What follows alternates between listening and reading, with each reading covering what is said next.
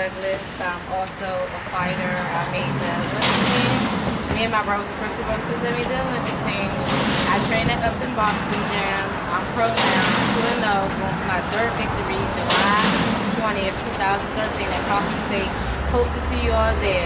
I'm here interviewing my coach, which his name is Calvin Ford. How y'all doing? Pleased to meet y'all. Speak up. How y'all doing? Pleased to meet y'all. So, Mr. Ford, how did you get into boxing? My son and my nephew was at my house downstairs in the basement sparring one day, and I asked my cousin Clip, did he teach him anything? We had just bought my house.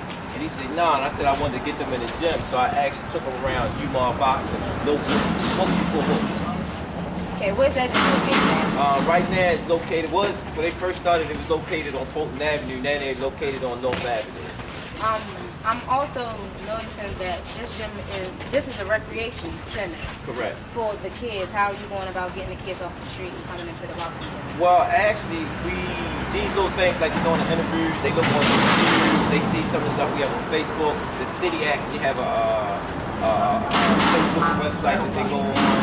When they have the brochure, they put the brochure out on Upton Boxing, word of mouth. Some of the stars that they have in the gym, people see them and know them in the neighborhood, and they actually come to the gym. How long have you been in boxing? I've been in boxing almost 20 years now. Do you have any fights?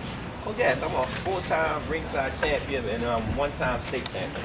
Do you think about having any pro fights? Yes, hopefully on our next show that we're doing, put up a shut-up. This is the first show that we're doing. Hopefully the next card that we're doing, I should be featuring on that card as my only first pro fight, my last pro fight. Okay, can you tell me some more about the other coaches in Upton Boxing Well, Gym? we have Coach Mack. Coach Mack is our conditioner. I think he's the best in the world. I mean, he really take a lot of time with the kids. I mean, the stuff that I watch him do for our schoolwork, being real personalized with him. I mean, he really cared what he's doing. You know, he wrote 3 books, training tape. He's working on some other inventions that he's working on right now. So hopefully, you know, he's doing his thing. Then we have Coach Kenny. Coach Kenny is one of our strengthening coaches. He actually brought me on the pro side because at first I wasn't even trying to bother with the pros because I was just into my amateurs. He said, man, one day these kids gonna go pro. So actually, he was our strengthening coach, my advisor, on dealing with some of the situations with the pros and whatnot. When he first came here, he came over here with Willie Williams, Black Ice, as Koi coming. We had a lot of pro fighters from different gyms that actually started here and actually started us off, doing pro stuff. I also have another question for you. How many kids have you took off the street? I mean, this is a busy area, so how many kids come in the gym? Well, normally we up to 80 to 90 kids a day. And, we lost a few. We lost Ronald Gibbs and Angelo Ward to the streets. Sad case of that, But we keep striving. We lost some of them that went to jail and they came back, and they still in the jail. Can we talk about those fighters who went to jail and came back? Well, right now we have William Kayson. He's fighting on the 20th. He went to jail. He's back. He's back in the gym and he actually giving himself to it. Right here, William Kayson. Gonna have his first pro debut.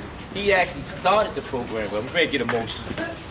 He actually started the program with us of the first 5. I call him the fist. That's where our 5 punches came from. It was actually William Kayson, my other son, Khalid, Andre Larry, Ramon Manley, and Melody. They were the first 5 that we started this program off with. And that man is the first and actually one of the last that actually came back from going through his endeavor in the streets and said he gonna give it a run. How do you be able to manage and teach all the kids, even the adults, give them the same privileges as everybody else? How are you managing that, Benzo? It's a lot of kids in the area. It's hard. I get frustrated sometimes.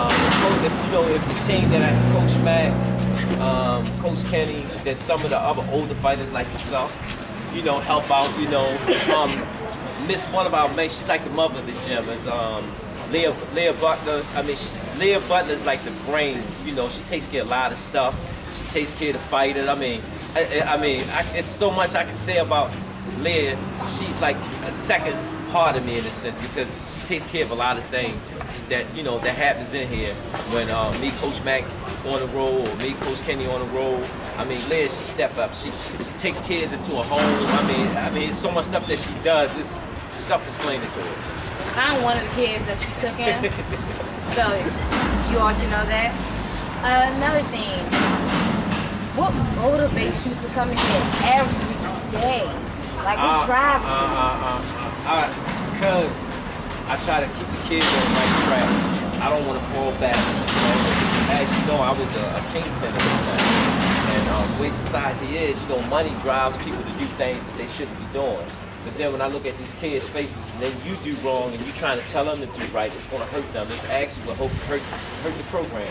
So I'm trying to just keep striving.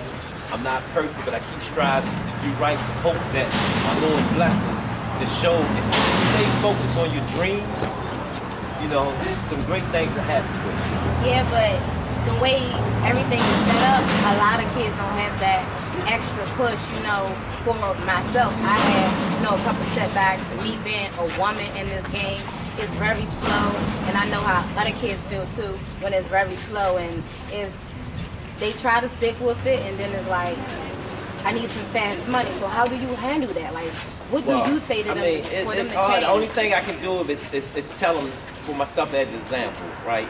Because they seen where I came from and where I am now. I mean, it's a struggle.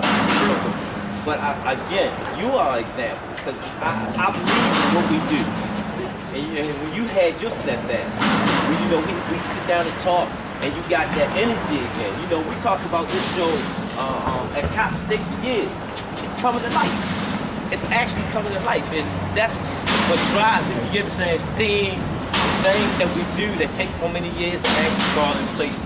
I want to thank Wayne and Kevin Barty, for seeing our vision and sitting there and say, man, I got you, and running with it. Gervonta Davis, he's the first kid from Upton boxing, the first baby from here, and he had that chance to actually go into the streets, but he chose to stick with this. Now he's making his home debut at home at 3-0. I mean, that's something to talk about.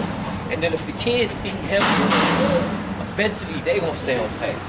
That is amazing. Speaking of Gervonta Tank Rambo Davis, that's my teammate. Can you tell us a little more about him, like from the start?